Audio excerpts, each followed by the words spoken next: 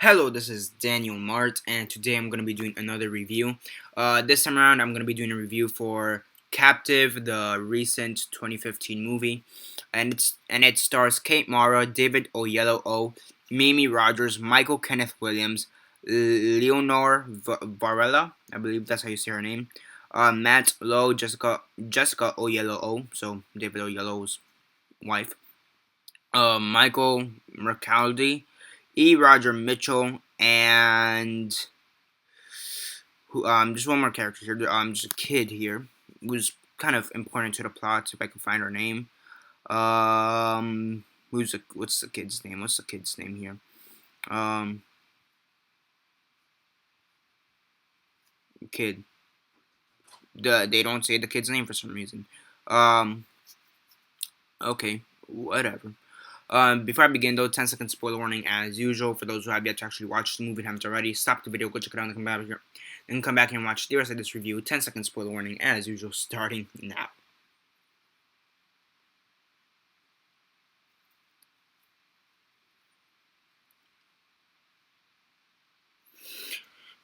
So 10 seconds are up. So for those who have yet to actually watch the movie and haven't already, please don't comment down below or be messaging me. Then I forgive you fair warning, because as usual, I did. So Captive, as usual, quick synopsis, likes and dislikes, and then the rate. So basically, in this movie, it's based on a true story. The true story of Ashley Smith, and Brian Nichols. Basically, Brian Nichols, he was basically this convict. Like, yeah, logically, he's a convict. Like rapist, stalker type of deal. And one day, while right before his not jury, but like jury hearing, the before the judge hearing, before he is sent off to jail, he decides to escape. He kills the judge, he kills the person who types everything, whatever you call her, the secretary. He beats up a couple of cops and just starts, running away from the cops. On the flip side, you have this girl played by Kate Mara, and in the movie in real life, she's called Ashley Smith. And she's this ex-drug addict. She's trying to stay clean. She's done meth for the most part. And you see her struggles, with meth, how that's more or less has ruined her life, with her daughter being taken away, custody, and it seems like her sister or friend or whatever right now has custody of her daughter. It's like a friend or maybe a sister, friend, whatever.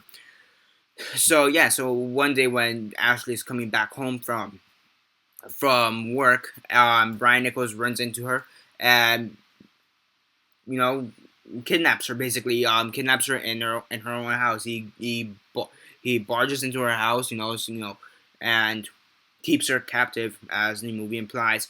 And you do see this guy trying to escape a few times. And it's kind of weird because you really don't expect, like, to some degree you do expect an ex meth addict and a runaway convict to have some kind of similarities to some extent. And the way they kind of parallel it, it's pretty brilliant in my opinion. It's pretty cool in my opinion. At the end of the movie, like real life, there's this whole standoff between the police and this Brian Nichols guy. Ashley Smith. She tries to talk him out of it. Don't do something you're gonna regret later. Maybe you could see your son in the future. Who knows? Because the guy has a son. Apparently they wouldn't really tell him much about it, except from the fact, oh yeah, you have a son.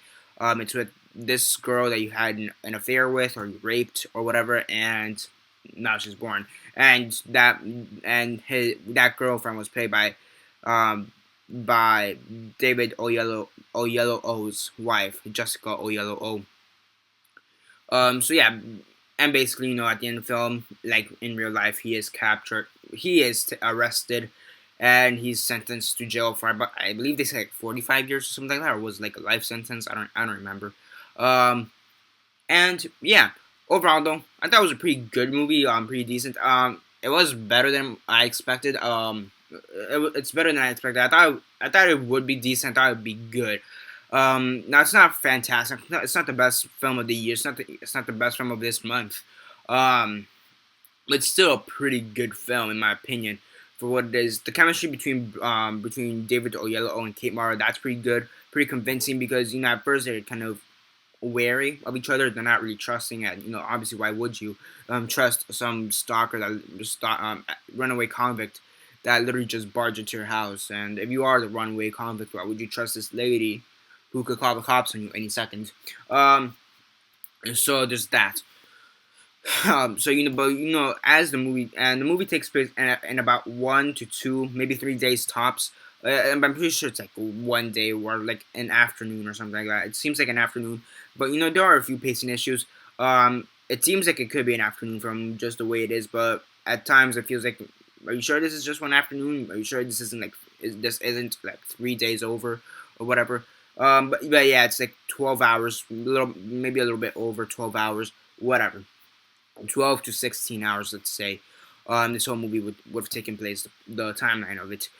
And despite the fact that they aren't really trusting of each other, they do, in a sense, complement each other, as they do try to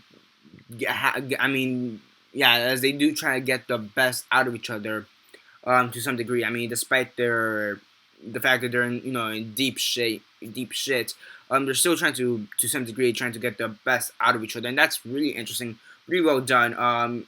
At times, at the beginning, I didn't really think it would have been believable, but as the movie progressed, I did kind of think of it and kind of just forgot about it. Again, the acting and the writing are pretty good. The chemistry between Kate Mara and David Oyellowo, they're pretty good, and they more or less are the back of the whole show. They more or less bring this whole movie to a close, and if you know what I mean.